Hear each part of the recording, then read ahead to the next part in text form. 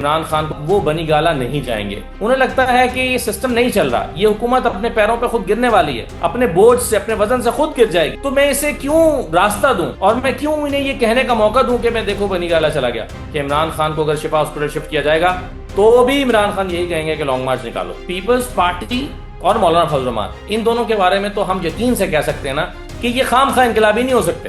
مولانا فضل الرحمان صاحب کی پوری سیاست, کیا وہ اپنی سیاست کا پیٹرن تبدیل کر لیں گے 2026 میں آگے اچانک؟ یہ کیسے ممکن ہے کہ ان کی پوری پالیٹکس کا ایک پیٹرن چل رہا ہو اور وہ اچانک آگے چینج کر لیں؟ تو ان کا انقلابی ہونا یا حکومت کے خاتمے کی باتیں کرنا یہ بے وجہ نہیں ہو سکتا. محسن نقوی اور مریم نواز میں ٹھن گئی ہے. عمران خان صاحب کے لیے سب سے زیادہ اگر کسی نے راستہ نکالنے کی کوشش کی اسٹیبلشمنٹ سے بات چیت کے ذریعے تو وہ بیرسٹر گور تھے. ایک پیج پر ہونے کا کانفیڈنس اس کے ایکشنز میں, اس کی باتوں میں جھلکتا تھا. آج وہ کانفیڈنس کیوں نہیں جھلک رہا؟ جیل کا جو تنہائی کا وقت تھا, قید تنہائی کا, اس کو شاید قید تنہائی نے ان کو توڑا نہیں ہے بلکہ انہوں نے اس کو یوٹیلائز کیا اپنے آپ کو مضبوط کرنے کے لیے.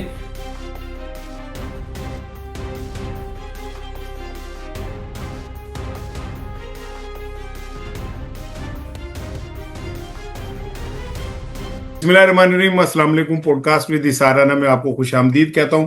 اور جو یہ ملاقاتوں کا سلسلہ ہے, لوگ پوڈ کاسٹ کہتے ہیں, ہم دیسی لوگ ہیں, میں اسے کہتا ہوں بھائی ملاقات ہو جاتی ہے اور ذرا گپ شپ ہوتی ہے. گپ میں آپ لوگوں کو سننے کو کچھ اچھی چیزیں شب مل جاتی ہیں.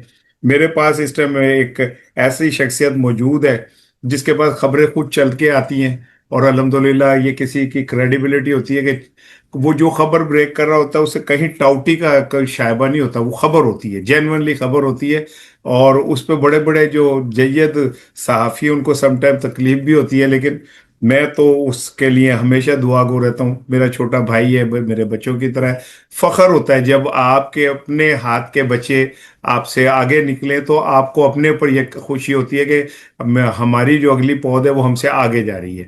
ایسے ہی اسد اللہ خان ہے جس پہ میں بہت جسے کہتے ہیں فخر محسوس کرتا ہوں. میرے ساتھ موجود ہیں. چھڈو ایڈی لمبی گلا کی کرنی ہے, ڈائریکٹر اسد سے بات کرتے. بھائی یہ کیا ہو رہا ہے؟ سپریم کورٹ نے وہ توہین عدالت کی درخواست بھی ایکسیپٹ کر لی, نمبر بھی لگ گیا. یہ وہی عدالتیں ہیں جہاں پہ پی ٹی آئی والے مر جاتے تھے, ان کی بات کوئی نہیں سنتا تھا. یہ ہو کیا رہا ہے؟ اسلام آباد بیٹھے, تمہیں تو بہت پتا ہوگا. سر اگر آپ اجازت دیں اسارانہ صاحب, تو جو آپ نے ایک جملہ کہا اس میں ایک چھوٹا سا اضافہ کر دوں. آپ نے کہا کہ بعض اوقات بڑے جید صحافی جو ہیں وہ جیلس ہو جاتے ہیں, یہ شاید آپ نے لفظ ہاں جی, استعمال ہاں کیا. جی, ہاں جی, پیٹ میں درد ہوتا ہے ان کے. ہاں, تو جو جیلس ہوتے ہیں وہ جید نہیں ہوتے سر. تو میں تو بس یہ اچھا. کہنا چاہ رہا تھا, کیونکہ جو جید ہوتے ہیں وہ تو ایسا نہیں ہوتا. لیکن خیر بڑی مہربانی, ہمارے سارے سینئرز جو ہیں وہ بڑے مہربان ہیں. آپ جیسے اساتذہ میسر آئے ہیں تو میں تو ہمیشہ انہیں اپنے سینئرز کو استاد کا درجہ دیتا ہوں. جیتے رہے. تو باقی ظاہر ہے ہر ایک کا اپنا اپنا کام ہے, نقطہ نظر ہے. جو سوال آپ کا ہے نا رانا صاحب, یہ بڑا اہم ہے کہ کیا ہو رہا ہے. اس کے لیے میں نے آج بھی کہیں ایک لفظ استعمال کیا کہ جو سسٹم ہے وہ انگڑائی لے رہا ہے, تو ریسیٹ ہو رہا ہے, انگڑائی لے رہا ہے. تو چیزیں بہت سارے دیکھیں نا, شواہد تو ہمیں مل رہے ہیں, چیزیں اکٹھی ہو رہی ہیں. مثال کے طور پر مولانا فضل الرحمان صاحب کا اپوزیشن اتحاد کا حصہ بن جانا یہ کوئی معمولی بات نہیں ہے. یعنی یہ ایسے بگ بینگ نہیں ہے, یہ آخر کچھ ہوا ہے. اب کل کا کورم پیپلز پارٹی نے نہیں چلنے دیا, پیپلز پارٹی وجہ بنی. اگرچہ point out P T I نے کیا, لیکن پیپلز پارٹی وجہ بنی کہ کورم نہ چلنے دے. آج ایاز صادق صاحب عدم اعتماد کی بات کر رہے ہیں, کہہ رہے ہیں ٹھیک ہے اگر کسی نے لانی ہے تو لائیں, ان کا حق ہے. یعنی انہیں نظر آنے لگا ہے کہ یہ بھی نوبت آ سکتی ہے کہ عدم اعتماد بھی ہو سکتا ہے. پھر اس کے علاوہ آپ نے عدالت کا ذکر کیا, عدالت میں بینچ ایک بن گیا. بینچ بننا میرے لیے حیران کن بات نہیں ہے, میرے لیے اس سے پہلے والا مرحلہ زیادہ حیران کن ہے کہ ایک میڈیکل رپورٹ بنتی ہے جو عمران خان کو فیور کر رہی ہے اور وہ سپریم کورٹ میں سبمٹ ہو جاتی ہے. باقی فیصلہ تو دیکھیں نا اس رپورٹ کی روشنی میں آیا. تو یہ رپورٹ کیا اچانک یعنی رحم ڈال دیا اللہ تعالیٰ نے ڈاکٹروں کے دل میں کہ اس طرح کی ایک رپورٹ بنا کے دو جو عمران خان کو فیور کرے. اور اس کے بعد پھر چیزیں جو ہیں وہ مسلسل ڈاٹس جو ہیں ایسے آگے آگے چل رہے ہیں جو کنیکٹ کرتے جائیں. مثال کے طور پر عمران خان کو پھر پیمز لے کر گئے, گورنمنٹ نہیں چاہتی تھی کہ شفا لے جائیں, بڑے روڈ اٹکائے گئے, بڑی مصیبتیں ڈالی گئیں, پیمز لے گئے. وہاں جا کے پتا چلا کہ جو سی ٹی اینجیوگرافی ہے اس کی مشینری نہیں چل رہی, اور اس سے بھی بدقسمتی دیکھیے کہ حکومت کو یہ تسلیم کرنا پڑا کہ ہاں ہماری مشین نہیں چل رہی. آخر وہ کون سی مجبوریاں ہیں؟ پھر آپ دیکھیے کہ آپ کی اگر بات حکومت کاٹ رہا کو ہوں کہ اس کے شہباز شریف باوجود. صاحب نے پھر 2 دن بعد اس پہ ایکشن بھی لیا کہ یہ وہاں مشین کیوں نہیں موجود. آپ کو یاد ہوگا وزیر ایکشن اعظم لیا. نے. ہاں جی. جی بالکل. آپ دیکھیے نا کہ یہ جو شہباز شریف صاحب، اب تو حکومت کو یہ تک نظر آنے لگا ہے کہ واقعی کہیں توہین عدالت ہی نہ لگ جائے. آپ دیکھیں کہ توہین عدالت کے لیے حکومت کو وزراء کو وضاحتیں کرنا پڑ رہی ہیں کہ نہیں جی نہیں، اس میں شہباز شریف صاحب کا تو کوئی قصور نہیں ہے. یہ تو ذمہ داری بنتی ہے چیف کمشنر اسلام آباد کی اور آئی جی پولیس اسلام آباد کی. تو یہ تو وہ اگر اگر عدالت کے فیصلے پر عمل درآمد نہیں ہوا تو وہ ان دونوں نے کیا. یہ ہے کرمنل. شہباز شریف نہیں ہے، ان کے منسٹرز نہیں ہیں. تو اس کا مطلب ہے کہ انہیں یہ خوف بھی نظر آ رہا ہے. ورنہ آج سے چند مہینے پہلے حکومت تو ان باتوں کو درخور اطلاع نہیں سمجھتی تھی. حکومت کو لگتا تھا یار یہ ایک پیج پر ہونے کا کانفیڈنس اس کے ایکشنز میں، اس کی باتوں میں جھلکتا تھا. آج وہ کانفیڈنس کیوں نہیں جھلک رہا؟ یہ بڑا اہم سوال ہے جو میرے اسد خیال وہ میں. جو رانا ثناء اللہ صاحب نے آج کہا ہے کہ جی ہم تیار تھے، اتھارٹیز کی طرف سے ہمیں روکا گیا. اب یہ اتھارٹی سے کیا مراد ہے؟ وہ کہیں ایسا تو نہیں کہ اب وہ یہ پھر چاہتے ہیں کہ پی ٹی آئی اور اسٹیبلشمنٹ کے درمیان کو کنفیوژن پیدا ہو؟ دیکھیں رانا صاحب بڑے گھاگا آدمی ہیں. وہ جب وہ جو انہوں نے کہنا تھا وہ تو کہہ دیا، لیکن جب آپ ان سے وضاحت مانگیں گے تو وہ کہیں گے اتھارٹی سے میری مراد پولیس تھی. تو ان کی مونچھوں کے نیچے ہلکی سی مسکراہٹ بھی ہوگی جو آپ کو نظر بھی آ جائے گی. ہوں. تو وہ تو جو مگر وہ کہنا چاہتے تھے وہ تو انہوں نے کہہ دیا. تو دیکھیں حکومت کے پاس، ہم یہ کہتے ہیں حکومت کے پاس تو اتنا اختیار بھی نہیں ہے کہ وہ نورین نیازی کی ملاقات کروانے یا نہ کروانے کا فیصلہ کر سکیں. کہ وہ فیصلہ کریں کہ آج کی ملاقات کتنے منٹ کی ہونی ہے یا نہیں ہونی ہے.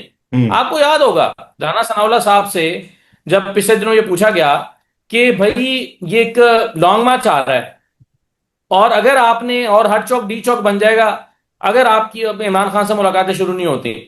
انہوں نے کہا کہ جناب ملاقاتیں تو یہ نہیں ہونی، آپ بس اب لانگ مارچ کی تیاری کریں، ہر ہوں. چوک کو ڈی چوک بنانے کی تیاری کریں کیونکہ ملاقات تو نہیں ہونی. ہوں. اس کے 3-4 دن کے بعد ملاقات ہو جاتی ہے. ہوں. اس کا مطلب ہے رانا ثناء اللہ صاحب کو اس وقت تک یہی پتا تھا کہ ملاقات نہیں ہونی، لیکن بعد میں جب ملاقات ہوئی تو جیسے ہمارے علم میں آیا رانا ثناء اللہ کے علم میں بھی اسی وقت آیا کہ یہ ملاقات ہو رہی ہے. تو حکومت، یہ فیصلے حکومت کے اختیار سے بالا کی چیزیں، یعنی ان کے دائرہ کار میں نہیں آتے. وہ تو بس تھوڑا سا واویلا مچا سکتے ہیں، سازش کا راگ الاپ سکتے ہیں. وہ یہ کہہ سکتے ہیں کہ ہمارے خلاف دیکھو سازش ہو گئی، عمران خان کو اسپتال شفٹ کرنے کا سپریم کورٹ کے فیصلے کو ہی سازش قرار دے دیا. گھبراہٹ ویزیبل ہو گئی، سکون کا سانس لیا جب کوئی معاملات کو مینج کرنے میں تھوڑا بہت کامیاب ہوئے. تو میرا خیال ہے کہ کل ملا کے چیزوں کو دیکھا جائے تو رانا صاحب چیزیں نون لیگ کے حق میں نہیں ہیں. نہیں ہے. اچھا یہ بتائیں کہ ایک تاثر اب یہ بھی بن رہا ہے کہ محسن نقوی اور مریم نواز کے درمیان ٹھنی ہوئی ہے، اور یہ بھی کہا جا رہا ہے کہ محسن نقوی صاحب نے اس میں بڑا کام دکھایا کہ عمران خان کسی طرح شفا ہو جائیں، لیکن مریم صاحبہ نے ان موقع پہ آ کے اور اپنی نفرت کا بھرپور مظاہرہ کیا، اور دونوں کے اندر ایک جسے کہتے ہیں نا سامنے آمنے کھڑے ہوئے. آپ کو لگتا ہے کہ یہ جو کنفرنٹیشن ہے اگر محسن نقوی سے ہوتی ہے تو وہ محسن نقوی سے تو نہیں ہوگی پھر، کیونکہ محسن نقوی صاحب تو کسی کے اور کے بھی ہاتھ پہ ڈیسیژن لیتے ہیں. تو کیا یہ جو ایک پیج تھا یہ پھٹ گیا ہے؟ کوئی اس میں تھوڑا سا پھٹ گیا ہے، دراڑ آ گئی ہے کیا؟ کیا نظر آ رہا ہے آپ کو؟ دیکھیے رانا صاحب، یہ جو بات ہے نا جو جنید اکبر صاحب نے کہی، پھر پی ٹی آئی کی دیگر لیڈرشپ نے کہنا شروع کر دی، پھر آج شفیع جان صاحب بھی جو ہیں ان سے میری ملاقات ہوئی، وہ میرے شو میں کہہ رہے تھے، بار بار کہہ رہے ہیں کہ جی مریم نواز نے اس میں رکاوٹ پیدا کی اور مریم نواز نہیں چاہتی تھیں کہ عمران خان کو ہاسپٹل شفٹ کیا جائے. اب وہ یہ تو نہیں کہیں گے کہ میں نے ان سے پوچھا شفیع جان صاحب سے کہ آپ کو کس نے کہا کہ مریم نواز رکاوٹ بنی، تو ظاہر ہے وہ یہ نہیں بتائیں گے کہ کس نے کہا ہے. لیکن چونکہ وہ دہرا دہرا کے یہ بات کہہ رہے ہیں تو اس سے یہ اندازہ تو ہوتا ہے کہ ان کے پاس یہ پکی خبر ہے کہ مریم نواز نے اس دن وہ پورے ایکٹیو ہو گئی تھی، انہوں نے اس کو روکا. اب ممکنہ طور پر آپ نے جو گفتگو کی ابھی آپ نے کی، آپ نے کہا کہ محسن نقوی اور مریم نواز میں ٹھن گئی ہے. تو دیکھیں نا ممکنہ طور پر یہ بھی تو ہو سکتا ہے، یہ میرا اندازہ ہے، خبر نہیں ہے، کہ عین ممکن ہے کہ محسن نقوی صاحب ہی تو رابطے میں ہیں نا پی ٹی آئی کے، اور سارے سسٹم میں بھی وہ ایکٹیو ہیں، ان کو پتا بھی ہے کہاں کیا چل رہا ہے. اس دن سب سے ایکٹیو متحرک شخص اگر کوئی ریلیونٹ شخص تھا تو وہ محسن نقوی صاحب تھے. اگر کہیں سے رکاوٹ بن رہی ہوگی تو وہ بھی محسن نقوی کو پتا ہوگی، کوئی فیسلیٹیٹ کر رہا ہوگا تو وہ بھی محسن نقوی کو پتا ہوگا. کوئی آرڈر دے رہا ہوگا وہ بھی پتا ہوگا, کوئی روک رہا ہوگا وہ بھی پتا ہوگا. محسن نقوی سے زیادہ ریلیونٹ تو کوئی نہیں ہے. چیف کمشنر بھی ان کے ماتحت ہے, آئی جی پولیس بھی ان کے ماتحت ہے. تو این ممکن ہے محسن نقوی صاحب ہی سورس ہوں پی ٹی آئی کا, کہ جس نے بتایا ہو کہ بھائی ساری چیزیں طے تھیں, مریم نواز صاحبہ نے آخر میں آ کر بہت پی ٹی آئی نے جو ہے جو وہ اس پر توہین شور عدالت کی شرابہ کیا, درخواست دی ہے اس میں بھی محسن نقوی کا نام نہیں ہے. اور محسن نقوی کا نام نہیں ہے. اور میرا خیال ہے کہ یہ جو ہے نا کہ محسن نقوی صاحب کا نام انہوں نے نہیں ڈالا اس لیے کہ ان کا بنتا نہیں تھا, یہ جو بعد میں وضاحت بھنڈاری صاحب نے کی. میرا خیال ہے کہ ظاہر ہے محسن نقوی کے ساتھ ایک ورکنگ ریلیشن شپ پاکستان تحریک انصاف کا اس حوالے سے قائم ہو چکا ہے, اسی لیے انہوں نے محسن نقوی صاحب کو نام نہیں دیا. کیونکہ محسن نقوی صاحب, پی ٹی آئی کو یہ لگتا ہے, صحیح یا غلط وہ الگ بات ہے, لیکن پی ٹی آئی کو لگتا ہے کہ انہیں ان کا جو بیک ڈور چینل اوپن ہوا ہے, محسن نقوی صاحب اس کا ایک اہم کردار ہے, اور اسی سے شاید عمران خان صاحب کے لیے راستہ نکل سکتا ہے. کچھ لوگ پی ٹی آئی کے اندر بہت سنجیدگی کے ساتھ یہ سوچتے ہیں اور اس پر یقین رکھتے ہیں کہ سڑکوں پر دباؤ بڑھا کر فائنل راستہ بہرحال بات چیت کے ذریعے نکلنا ہے. یعنی آپ کو بہتر راستہ مل جائے گا اگر آپ سڑکوں پر دباؤ بڑھا دیں گے. پاور ٹاکس ٹو پاور, لیکن بہرحال پاور سے ہی بات کرنی پڑے گی, تو اس میں پھر محسن نقوی صاحب کی ضرورت پڑے گی. میرا یہ خیال ہے کہ اسی لیے محسن نقوی صاحب کے ساتھ ورکنگ ریلیشن شپ کو پی ٹی آئی قائم رکھنا چاہتی ہے. اور یہ جو پچھلے کچھ دنوں سے جب خان صاحب کے ساتھ جو بھی ہوا, اب وہ پی ٹی آئی کی لیڈرشپ نے اسٹیبلشمنٹ اور اسٹیبلشمنٹ کے جو ذمہ داران ہیں ان کا نام لینا بند کر دیا ہے. ایون یہ کہ جو یہ سرحد یونیورسٹی میں ابھی واقعہ پیش آیا ہے جس میں کرنل صاحب جو تھے وہ پہنچ گئے تھے, اس میں بھی بیرسٹر گوہر صاحب کا جو بیان ہے وہ ان کے حق میں ہے, بیلنس قسم کا بیان ہے, اس پہ انہوں نے کوئی سیاست نہیں کی. تو کیا یہ سمجھا جائے کہ پی ٹی آئی کی قیادت بھی اس بات کو ریئلائز کر گئی ہے کہ اسٹیبلشمنٹ کے ساتھ ہی بات ہوگی تو ریلیف ملے گا اور کوئی راستہ نہیں ہے؟ نہیں ہے رانا صاحب, جو تو بیرسٹر گوہر صاحب کی سٹیٹمنٹس ہیں نا, بیرسٹر گوہر صاحب کی کبھی بھی سٹیٹمنٹس فوج کے خلاف نہیں رہی, اور کل کو ثابت ہوگا کہ اگر عمران خان صاحب کا کے لیے سب سے زیادہ اگر کسی نے راستہ نکالنے کی کوشش کی اسٹیبلشمنٹ سے بات چیت کے ذریعے تو وہ بیرسٹر گوہر تھے.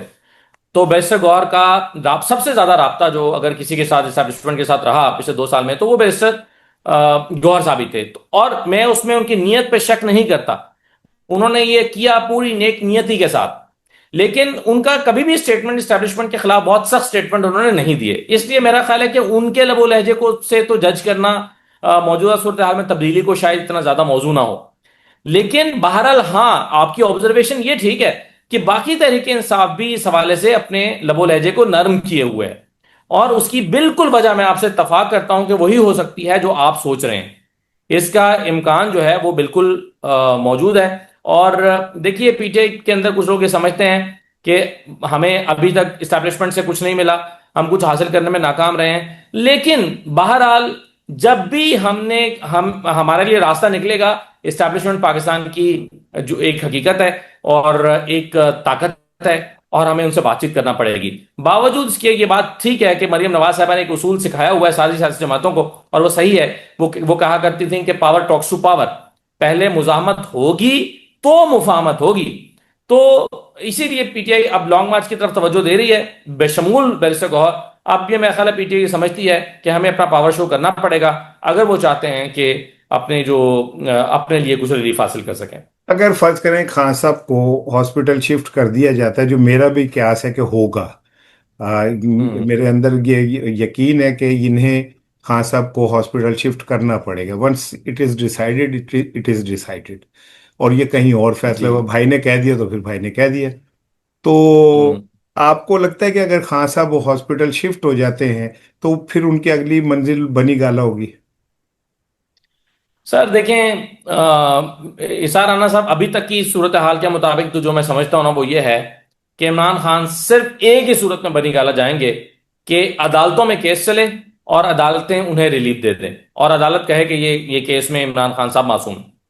اس کے علاوہ وہ بنی گالہ نہیں جائیں گے. اس کی وجہ یہ ہے کہ یہ آفر تو عمران خان صاحب کی ٹیبل پر پہلے سے موجود ہے, پھر آج تک انہوں نے ایکسپٹ کر لی ہوتی نا کہ وہ خاموشی سے گھر چلے جاتے ہیں. لیکن اس سے عدالتوں سے فیصلہ آئے بغیر اگر وہ گھر چلے جاتے ہیں تو اس کی بنیاد ان کی صحت ہو سکتی ہے. تو پھر ان کے مخالفین ہمیشہ انہیں یہ تانا نہیں دیتے رہیں گے کہ آپ طبی بنیادوں پر ریلیف لے کے گھر چلے گئے. تو نواز شریف اور عمران خان میں فرق کیا رہ جائے گا؟ آپ کے خیال میں کیا عمران خان نواز شریف بننے کے لیے تیار ہے؟ مجھے تو نہیں لگتا کہ وہ نواز شریف بننے کے لیے تیار ہے، یا اپنا سٹیٹس نواز شریف کے برابر کرنے کے لیے تیار ہے۔ وہ کس بنیاد پر سیاست کریں گے؟ انہوں نے یہیں پر سیاست کرنی ہے۔ اور پھر دیکھیے مشکل ترین وقت وہ کاٹ چکے ہیں۔ سمجھیے کہ 22 جون کا روزہ ہے اور مغرب سے پہلے 10 منٹ پہلے انہیں توڑنے کا کہا جا رہا ہے۔ انہیں لگتا ہے کہ بھائی سب سے لمبا روزہ، سخت ترین دن میں نے گزار لیا ہے، اور عصر کے بعد مجھے روزہ توڑنے کا کہا جا رہا ہے، تو میں کیوں توڑ دوں؟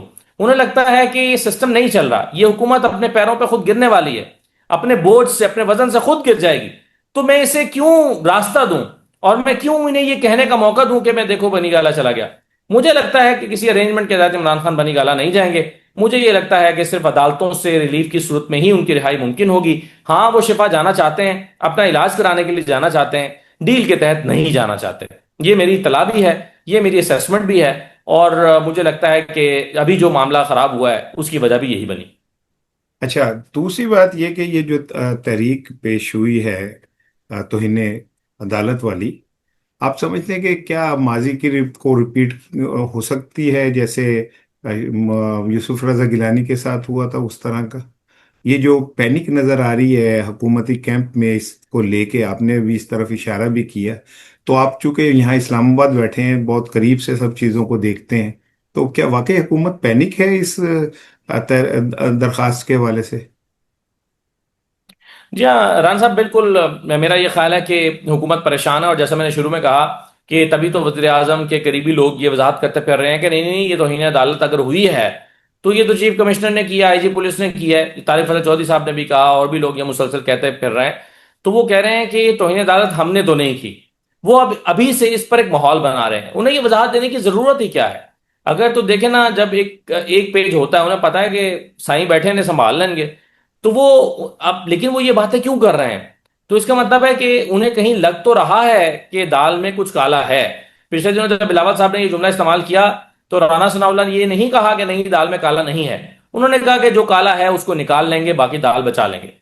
تو اس کا مطلب ہے کہ دال میں کالا تو رانا ثناء اللہ کو بھی دکھائی دیتا ہے نا، اور اگر دال کالا میں کالا ہو اور اس کو پڑا رہنے دیا جائے کچھ عرصہ، تو وہ آہستہ آہستہ وہ کالا پن پھیلتا رہتا ہے اور دال ساری کی ساری خراب ہو جاتی ہے۔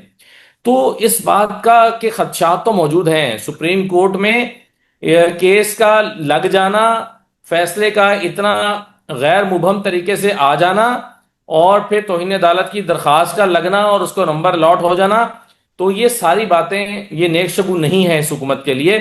یہاں صورتحال ویسے تو ہر لمحہ بدلتی ہے، آج کچھ ہے، کل کچھ ہے، پرسوں کچھ ہے۔ آج رات ایک کے فریق کے لیے مشکل ہوگی تو کل رات دوسرے کے لیے مشکل ہوگی۔ کیا ہوگا فائنلی یہ کہنا تو مشکل ہوگا، لیکن بہرحال یہ ضرور ہے کہ حکومتی صفوں میں بے چینی واضح طور پر دکھائی دیتی ہے۔ اگر فرض کرتے ہیں کہ پرائم منسٹر کو سزا ہو جاتی ہے، 1 گھنٹے کی ہو جاتی ہے، وہ فارغ ہو جاتے ہیں، کابینہ بھی فارغ ہو جائے گی ان کے اس سے، تو یہ موقع مل سکتا ہے کسی اور کو سارے سسٹم ہی لپیٹ کے نیا سسٹم لانے کا؟ جی ہاں دیکھیں، چیزیں بہت ساری چل تو رہی ہیں نا جی رانا صاحب۔ ایک قومی حکومت کی بات بھی ہوتی ہے، ایک ایسی انٹرم سیٹ اپ کی بات بھی ہوتی ہے تھوڑا سا جو لانگر پیریڈ کے لیے ہو، ایک ایسا ونڈر بوائز کا تذکرہ بھی ہم سن رہے ہیں۔ اتنا یہ لانگر جو ساری پیریڈ کو اصلاحات دس ہیں، 10 ایک سال کا کافی ہوگا؟ دیکھیں وہ تو کیا کہا جا سکتا ہے، لیکن بہرحال ابھی جو ذہنوں میں ہے وہ 1 سے 1.5 سال کا پیریڈ ذہن میں ہے کہ اس دوران میں، اور پی ٹی آئی والے کہتے ہیں کہ اگر عمران خان صاحب باہر آتے ہیں تو شاید انہیں بھی پارٹی کو دوبارہ یونائٹ کرنے میں، چیزوں کو، اپنی صحت کو ریکور کرنے میں، معاملات کو ٹھیک کرنے میں انہیں بھی شاید 1 سال چاہیے ہوگا۔ لیکن یہ بات ہے کہ اسی نوعیت کی چیزیں فروری سے دماغ میں چل رہی ہیں۔ دیکھیں فروری سے تین چار ڈسکشن شروع ہوئی ہیں جو ابھی تک ختم نہیں ہوئی۔ ایک یہ ہوئی تھی کہ اکانومی نہیں چل رہی، اور حکومت کو وارننگ دے دی گئی ہے کہ بھائی اس طرح ملک نہیں چل سکتا، جس سے فوری طور پر تعصب یہ لیا گیا کہ وزیر خزانہ کی تبدیلی یا وزارت خزانہ میں تبدیلیوں کی بات ہو رہی ہے۔ لیکن اس کے بعد پھر قومی حکومت کے سلسلے میں میٹنگ، یہاں پر کانفرنسز شروع ہو گئیں اسلام آباد میں قومی حکومت کے لیے کہ جی قومی حکومت بنائیں اور ان سے جان چھڑائیں اور پھر راستہ نکالیں۔ پھر اس کے بعد ونڈر بوائز کی ڈسکشن شروع ہو گئی، پھر یہ ڈسکشن شروع ہو گئی کہ جولائی سے آگے یہ نہیں چل سکتا معاملہ۔ تو یہ ساری چیزیں اکٹھی ہوتے ہوتے اب کسی نقطے پر منتج ہو رہی ہیں وہ ایک لینز ہوتا ہے نا جو جو ہم بچپن میں سورج کی کرنوں کو اکٹھا کر کے ایک کاغذ پہ مرکوز کرتے تھے، اور اس کاغذ میں آگ بھڑک اٹھتی تھی، کیونکہ وہ ساری کرنوں کو اکٹھا کر کے اور ایک اس کو ہیٹ دے کر اور محدب عدسے کے ذریعے سے وہ کاغذ کو جلا کے راکھ کر دیتا تھا۔ تو یہ ساری کرنیں جو ہے نا یہ اکٹھی ہو رہی ہیں ایک جگہ پر، ایک نقطے پر، جس کا نتیجہ کبھی نہ کبھی تو نکلنا ہے، کبھی نہ کبھی سے مراد میری ہے کہ 6 ہفتے میں نکلے یا 4 ہفتے میں نکلے یا 2 مہینے میں نکلے، لیکن یہ طے ہے کہ یہ نظام جس کے بارے میں روز ہمیں یقین دلانے کی کوشش کی جاتی ہے کہ یہ کہیں نہیں جا رہا، اور محسن نقوی صاحب نے بھی آ کر اس پر ٹھپا لگانے کی کوشش کی، لیکن جو جاتا بھی ہے اس کے بارے میں بھی آج تک کبھی کسی نے کہا کہ وہ جا رہا ہے۔ عمران ہوں خان کی تازہ ترین مثال آپ دیکھیں نا، ماضی قریب کی مثال ہے، ہم پرائم منسٹر ہاؤس میں بیٹھے ہوئے تھے اس وقت جب عمران خان صاحب سے ملاقات چل رہی تھی، اور عمران خان صاحب کے کان میں کسی نے آ کے کہا کچھ، اور عمران خان صاحب ہمیں یہ کہہ رہے تھے کہ بھئی میری حکومت کہیں نہیں جا رہی۔ ظاہر ہے وہ اس کانفیڈنس سے کہہ رہے تھے کہ ان کو جنرل باجوہ نے یقین دلا رکھا تھا۔ عمران خان صاحب کہتے ہیں کہ میری حکومت کہیں نہیں جا رہی، اول تو تحریک عدم اعتماد آئے گی نہیں، اور آ گئی تو اتنی بری ناکام ہوگی کہ اس کے بعد ان کو حوصلہ نہیں ہوگا میرے خلاف تحریک عدم اعتماد لانے کا، اور ہماری حکومت اور زیادہ طاقتور ہو جائے گی۔ یہ عمران خان صاحب کے الفاظ تھے۔ تھوڑی دیر کے بعد ایک کان میں ان کے میسج آتا ہے، عمران خان صاحب میٹنگ برخاست کر دیتے ہیں، ہم باہر آتے ہیں، موبائل ہمیں ہمارے موبائل واپس مل جاتے ہیں۔ جیسے یہ موبائل کھول کے دیکھتے ہیں تو بریکنگ نیوز چل رہی ہوتی ہے کہ تحریک عدم اعتماد جمع کرا دی گئی ہے۔ جس وقت وہ جمع کرائی گئی، ہم وہاں پر بیٹھے پرائم منسٹر کے کانفیڈنس کو داد دے رہے تھے۔ تو سر جب کارپیٹ کھینچا جاتا ہے نیچے سے تو پتہ نہیں ہوتا کہ کون کھینچ رہا ہے، کیسے کھینچ رہا ہے۔ یقین دہانیاں دلانے والے یقین دہانیاں دلا رہے ہوتے ہیں، اور قالین کھینچنے والے قالین کھینچ رہے ہوتے ہیں۔ اچھا تو سر، اس لیے جی جی پلیز کنٹینیو جی اس پلیز۔ لیے یقین سے نہیں، یعنی اس حکومت کے کانفیڈنس پہ پورا یقین نہیں کیا جا سکتا۔ بالکل ٹھیک۔ یہ پیپلز پارٹی کا جو رول ہے آنے والے دنوں میں کیا نظر آ رہا ہے؟ بلاول بھٹو کا تو لہجہ بدل رہا ہے، تو کیا زرداری بلاول بھٹو کے ساتھ کھڑے ہوں گے اس لہجے میں؟ سر یہ بھی تو دیکھیں نا، نشانیوں میں سے ایک نشانی ہے کہ حکومت کے دن جو ہے نا وہ گنے جا رہے ہیں، کیونکہ پیپلز پارٹی اور مولانا فضل الرحمان، ان دونوں کے بارے میں تو ہم یقین سے کہہ سکتے ہیں نا کہ یہ خام خواہ انقلابی نہیں ہو سکتے۔ مولانا فضل الرحمان صاحب کی پوری سیاست، کیا وہ اپنی سیاست کا پیٹرن تبدیل کر لیں گے 2026 میں آ کے ہوں اچانک؟ ہوں یہ کیسے ممکن ہے کہ ان کی پوری پالیٹکس کا ایک پیٹرن چل رہا ہو اور وہ اچانک آ کے چینج کر لیں؟ ہوں تو ان کا انقلابی ہونا یا حکومت کے خاتمے کی باتیں کرنا یہ بے وجہ نہیں ہو سکتا، بلا ضرورت نہیں ہو سکتا۔ اور اسی طرح سے پیپلز پارٹی بھی ہے۔ ابھی تازہ ترین مثال پی ڈی ایم کی آپ دیکھ لیجئے نا، یہ سارے ایک ہی نقطے پر آ کے پی ڈی ایم میں اکٹھے ہو گئے تھے حکومت گرانے کے لیے، اور پھر ہمیں پتہ چلا تھا کہ یہ خود بخود نہیں ہوئے، ہوں کوئی تو ہے جو نظام ہستی چلا رہا ہے، ہوں اور انہوں نے اس ایک قوت نے اکٹھا کیا۔ بعد میں مولانا فضل الرحمان صاحب نے کہہ بھی دیا کہ بھائی ہمیں تو جنرل باجوہ نے اور فیض حمید نے کہا تھا کہ پی ڈی ایم بناؤ۔ محمد زبیر صاحب نے بھی کہہ دیا کہ مجھے بلا کر میرے سامنے یہ سارا پلان بنا تھا، اور میں پیغام رسانی کا کام کر رہا تھا مریم نواز اور نواز شریف کے لیے، اور پی ڈی ایم حکومت بن رہی تھی، پی ڈی ایم بن رہی تھی، پی ڈی ایم بن رہی تھی، اور بعد میں عمران خان کی حکومت جا رہی تھی۔ تو یہ چیزیں اسی طرف جاتی ہوئی نظر آ رہی ہیں۔ کچھ بھی ہو، بہرحال اس حکومت کا زیادہ عرصہ چلنا اب دکھائی نہیں دیتا۔ صوبوں کے حوالے سے جتنی تیزی سے کام ہو رہا ہے، آپ کو لگتا ہے کہ جو اوپر بیٹھے لوگ ہیں جنہوں نے صوبوں کا فیصلہ کیا ہے، وہ اتنا ہی آسان ہے کہ بس انہوں نے چونکہ فیصلہ کر دیا تو صوبے بن جائیں گے؟ صوبوں کا معاملہ سر بہت مشکل ہے۔ اس کی وجہ یہ ہے کہ پیپلز پارٹی نے بھی پیپلز پارٹی نے تو اپنی پوزیشن لی ہوئی تھی، پی ایم ایل این نے بھی تقریباً لی ہوئی تھی، پی ٹی آئی نے بھی لے لی ہے، اور متحدہ اپوزیشن نے بھی لے لی ہے۔ متحدہ اپوزیشن نے کہا ہے کہ صوبوں پر بات ہو سکتی ہے، لیکن اس حکومت کے پاس یہ مینڈیٹ نہیں ہے کہ صوبے بنائے۔ ہوں پاکستان تحریک انصاف کہتے ہیں ہم صوبوں کے حق میں ہیں، لیکن یہ حکومت نہیں بنا سکتی۔ ویسے بھی یہ کوئی اتنا آسان کام نہیں ہے، کمپلیکیٹڈ کام ہے۔ اگرچہ میں ذاتی طور پر سمجھتا ہوں یہ بننے چاہیے ایڈمنسٹریٹو یونٹس، اور اس سے فائدہ ہوگا انتظامی طور پر، لیکن بہرحال یہ بھی اپنے طور پر حقیقت ہے کہ یہ اتنا آسان کام بھی نہیں ہے۔ آپ نے جب چھوٹے صوبے بنانے ہیں، اس کی باؤنڈریز طے کرنا ہی ایک بہت مشکل کام ہوگا کہ کہاں سے لے کر کہاں تک صوبہ بنے گا، کیونکہ ہر صوبے کے پاس اتنے ریسورسز ہونے چاہیے کہ وہ اپنے لیے فنڈز جنریٹ کر سکے۔ ہر صوبے کے پاس جو ہے وہ اپنے سسٹم کو چلانے کے لیے ایک خاص ایک رقم ہونی چاہیے۔ اب آپ دیکھیں نا، جو پروپوزل میاں عامر محمود صاحب دیتے ہیں، اس پروپوزل میں 32 صوبے ہیں، اور صوبائی اسمبلی کی بلوچستان کی 3 صوبائی اسمبلی کی سیٹوں پر مشتمل بھی ایک صوبہ موجود ہے۔ اب 3 ایم پی ایز ہیں اس میں، ایک ایم این اے ہو جائے گا صوبے میں، تو 3 ایم پی ایز پر مشتمل صوبہ کیسے چلے گا؟ کیا 3 ایم پی ایز پر مشتمل ایک اسمبلی بنے گی؟ ان تین میں سے ایک وزیر اعلیٰ بن جائے گا. تو کافی ساری چیزوں پر میرا خیال ہے ورکنگ کرنے کی ضرورت ہے. شاید 32 کو 12 پہ لانے کی ضرورت پڑے، اور اس 12 کے پہ بھی پھر بہت کام کرنا پڑے گا. اس میں 2 ڈھائی سال کا وقت لگ سکتا ہے. اور سب سے بڑی بات کہ اس میں پولیٹیکل کنسنسس چاہیے ہوگا، اور تبھی اس پر آگے بڑھا جا سکے گا. اور وہ پاکستان کی سب سے بڑی اور مقبول جماعت پی ٹی آئی کے بغیر ممکن نہیں ہے. کہ آج D G I S P R صاحب کی پریس کانفرنس تھی، بڑا ہم ویٹ کر رہے تھے، تو وہ اچانک ملتوی ہو گئی. تو کوئی اطلاع ہے کہ کیوں ملتوی ہوئی؟ کیا کیا وجہ بنی؟ اچھا نہیں، میرے علم میں ایسی بات نہیں ہے. مجھے تو دعوت نامہ بھی نہیں آیا. اگر آج کی بات کر رہے ہیں آپ، مجھے کسی نے کہا تھا کہ آج انہوں نے کرنی تھی پریس کانفرنس، لیکن انہوں نے ملتوی اگر کر دی. کرنی ہوتی تو مجھے دعوت نامہ آیا ہوتا، کیونکہ میں پریس کانفرنس میں کا دعوت نامہ ہمیشہ مجھے موصول ہوتا ہے، میں جاتا بھی ہوں. تو آپ آپ ان لکی مجھے تو لوگوں میں سے دعوت نامہ ہیں؟ ہی نہیں آیا. آپ ان لکی جی، صحافیوں میں سے ہیں جنہیں دعوت نامے آتے ٹاؤٹ صحافیوں میں. ہیں؟ ٹاؤٹ ٹاؤٹ صحافیوں. ٹاؤٹ ایسے ہی ہوتے ہیں نا. سر دیکھیں، صحافی کا کام ہے نون لیگ کی میٹنگز میں بھی، پریس ہاں، کانفرنسز میں بھی جانا. صحافی کا کام ہے پی ٹی آئی کی پریس کانفرنسز میں بھی جانا، اور صحافی کا کام ہے کہ آئی ایس پی آر کی پریس کانفرنسز میں بھی وہ جانا. بھی ہماری ہے نا. تو میرا خیال ہے ہاں بالکل، صحافی کا یہ کام ہے، اور اس میں سمجھتا ہوں کہ نہ کسی کو اعتراض ہونا چاہیے اور نہ کسی کو وضاحت دینے کی ضرورت ہے. ہاں بالکل. تو ویسے میں آپ کو یہ بتا رہا ہوں کہ میرے علم میں ایسی بات نہیں ہے. کیا ان کی پریس کانفرنس تھی؟ اگر میں چیک کر لیتا ہوں. ویسے آپ نے کہا ہے اچھا، بس آپ تو دو سوال میں نے آپ سے کرنے. کیا سر. یہ جو عمران خان صاحب کو شفا منتقل کرنے کا فیصلہ ہوا، میں اسے کہتا ہوں کہ میں نے اپنے ویلاگ میں یہ کہا کہ یہ عمران خان کی لائف لائن بن گئی وہ رات. کیونکہ جو اوپر بیٹھے فیصلہ ساز تھے انہیں اندازہ ہوا کہ عمران خان اب بھی ریلیونٹ ہے، بلکہ بہت ریلیونٹ ہے. اور اس کے صرف ہوں. اتنے بات سے کہ وہ ہاسپٹل منتقل ہو رہا ہے، پورے پاکستان کے اندر ایک نئی زندگی پیدا ہو گئی. تو آپ اس کو بات کو اس طرح نہیں لیتے کہ عمران خان نے 8 فروری کے بعد ایک بار پھر یہ ثابت کر دیا کہ لوگ اس سے بہت محبت کرتے ہیں، اور یہ اس کے لیے فائدے میں گئی یہ بات؟ جی ہاں بالکل، آپ ٹھیک کہہ رہے ہیں. رانا صاحب کے جو ابھی ہاسپٹل شفٹ کرنے والی رات تھی، اس میں لوگ بہت چارجڈ دکھائی دیے. کچھ گھروں میں بیٹھ کر، کچھ گھروں سے باہر.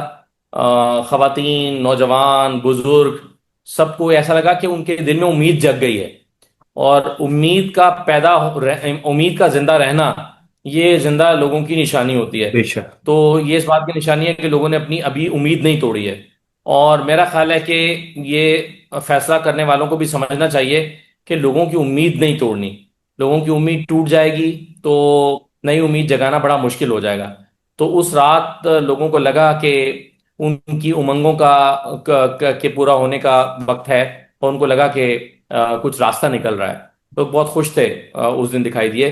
تو میں سمجھتا ہوں کہ زبان خلق کو نکارہ خدا سمجھنا چاہیے، اور اس کو اس کے لیے کوئی راستہ نکالنا چاہیے. آخری سوال، 27 ستمبر کو آپ احتجاج ہوتا نظر آ رہا ہے آپ کو، یا اس سے پہلے کوئی چیزیں سیٹل ڈاؤن ہو جائیں گی؟ میرا خیال ہے مجھے نظر آ رہا ہے سر. کیونکہ عمران خان کو ہاسپٹل شفٹ کیا جائے شاید، لیکن مجھے یہ لگتا ہے، میری اسسمنٹ یہ ہے کہ عمران خان کو اگر شفا ہاسپٹل شفٹ کیا جائے گا تو بھی عمران خان یہی کہیں گے کہ لانگ مارچ نکالو. کیونکہ وہ ہسپتال شفٹنگ کسی ڈیل کے نتیجے میں نہیں ہوگی. اور اگر عمران خان کو ہاسپٹل شفٹ کرنے کے بعد عمران خان ہی کہہ دیتے ہیں کہ لانگ مارچ نہ کرو، تو پھر سمجھ جائیے گا کہ عمران خان نے ڈیل کر لی ہے، جس کے امکانات مجھے دکھائی نہیں دیتے. آپ کو دکھائی نہیں دے رہے؟ اس کا مطلب آپ یہ کہہ رہے ہیں کہ خان صاحب ڈیل نہیں کریں لانگ گے، مارچ ہوگا. کسی شکل میں بھی ڈیل نہیں کریں گے، وہ چاہے انہیں کتنا ہی نقصان ہو، کتنا ہی دیر جیل میں رہنا پڑ جائے. جی ابھی تک تو میرا یہی خیال ہے سر، بالکل. آگے جا کے کوئی پتہ نہیں ہے.